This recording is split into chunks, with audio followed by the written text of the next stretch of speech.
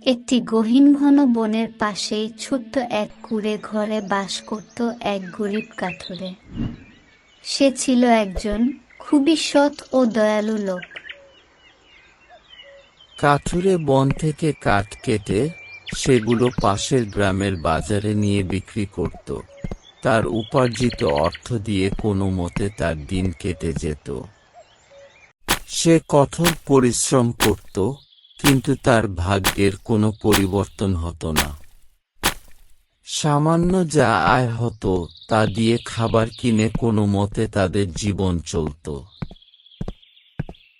কাঠুরের ছিল 6 জন ছেলে মেয়ে।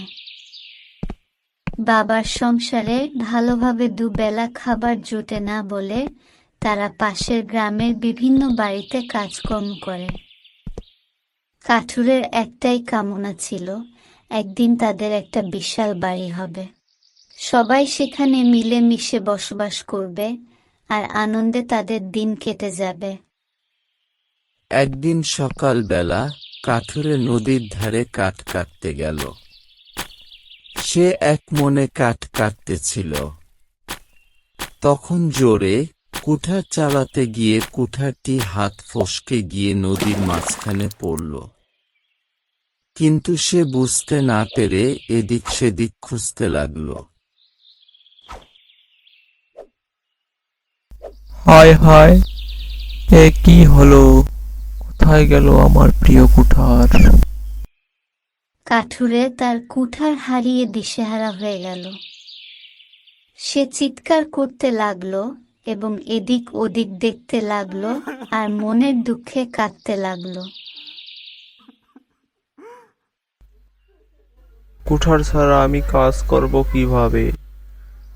নতুন কুঠার কেনারও টাকা নেই আমার কাছে।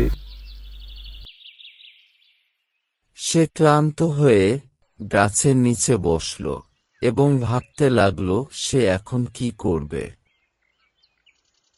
হঠাৎ নদী থেকে বেরিয়ে এলো এক জলকন্যা। সে দেখল নদীর ধারে এক কাঠুরে জোর গলায় কাঁদছে। ও কাঠুরে ভাই, তোমার কি হয়েছে? তুমি এভাবে কাঁদছো কেন? তখন কাঠুরে জলকন্যাকে সমস্ত ঘটনা খুলে বলল। একটু অপেক্ষা করো, আমি তোমার কুঠার খুঁজে এনে দিচ্ছি। এ কথা বলে জলকন্যা পানিতে ডুব দেয়।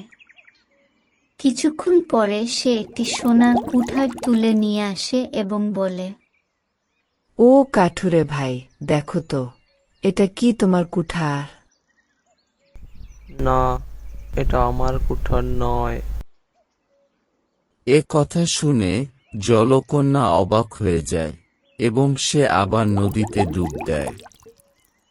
কিছুক্ষণ পর সে একটি রূপার কুঠার তুলে নিয়ে আসে। ও কাঠুরে ভাই, দেখো তো, এটা কি তোমার কুঠার? না, এটাও আমার কুঠার নয়। জলকন্যা আবার ডুব দেয় এবং তার লোহার কুঠার এনে বলে, এটা কি তোমার? হ্যাঁ হ্যাঁ, এটাই আমার কুঠার। সে তার কুঠার পেয়ে অনেক খুশি হয় এবং জলকন্যাকে ধন্যবাদ জানায়।